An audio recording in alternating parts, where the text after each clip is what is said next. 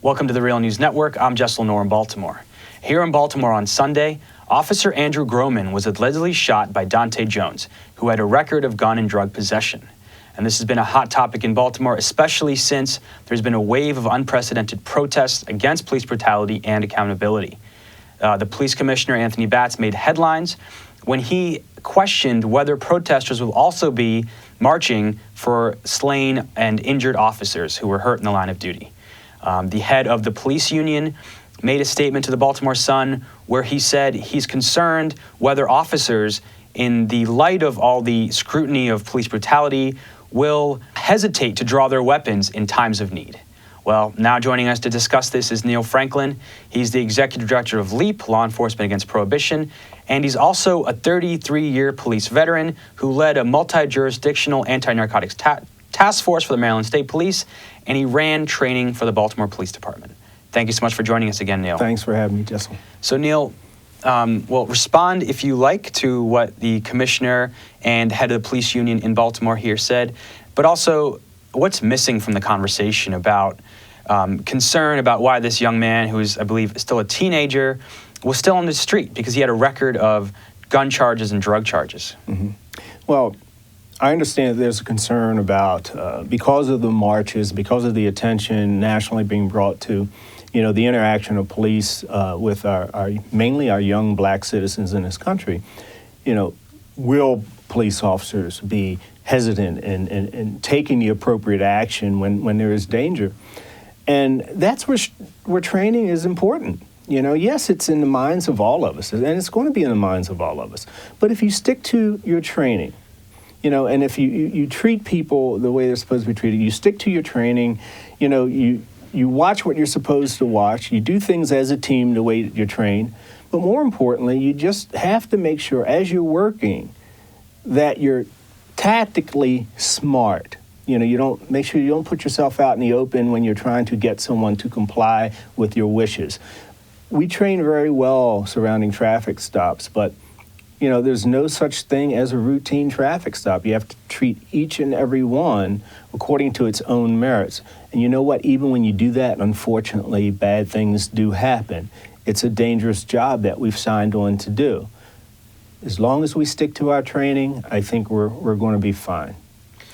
And around that issue of training and, that of how police officers conduct themselves in the field, people have raised the issue that Dante Jones, he had several gun charges, drug charges. Why was he out?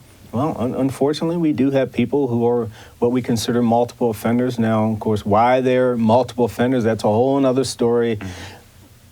But once we've identified someone who is going to carry a gun, who has committed, gun crimes and so on, there are a number of other factors that come into play here, and one that I think we're going to look at. So what is the true history? What are the details of the history surrounding Jones?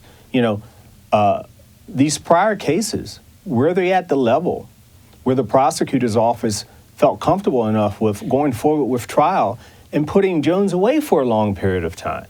Or was there a plea deal? Was the plea deal because maybe the cases weren't solid enough to prosecute Jones, to convict Jones, and to get a lengthy sentence?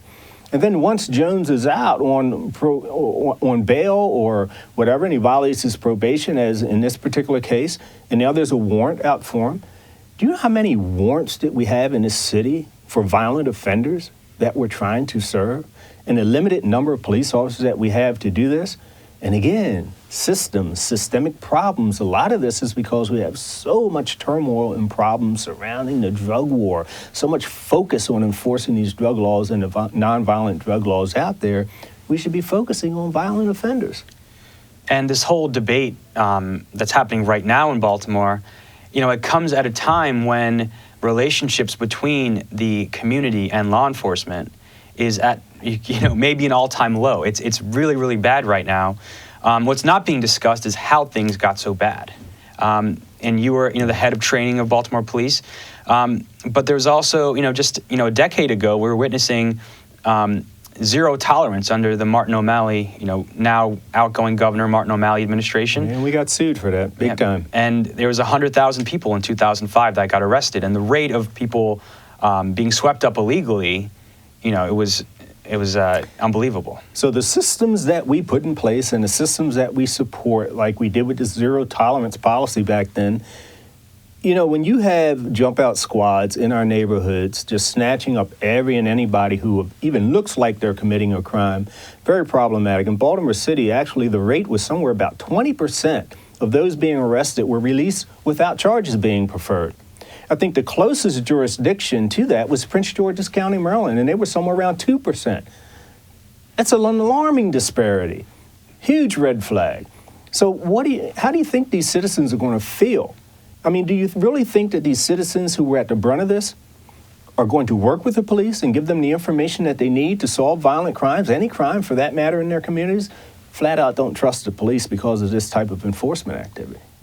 Just 4 decades ago, you had a clearance rate of about 9 out of 10 homicides were solved in this city. Mm-hmm. Baltimore City had one of the best homicide divisions in the country. When I was with the Maryland State Police, I would send my investigators to Baltimore cities for 2 weeks at a time to work with the homicide unit here in Baltimore.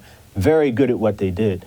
9 out of 10 murders were being solved. Today, we're making arrests for about 6 out of 10 murders. Arrest for 6 out of 10 murders. When I talk about convictions, that's a much lower rate. And it stems from a breakdown of trust between law enforcement. We need the citizens and the cooperation and information from the citizens to solve murders in this city or any city around this country. And again, you know me, Jess, I'm going to keep coming back to this daggone drug war that has driven a huge wedge in between police and community and is responsible for a lot of the heavy-handed policing that we have of our young black males. And we're going to continue this conversation in the next part of this interview. So, Neill Franklin, thank you so much for joining us again. And thank you for joining us, The Real News Network.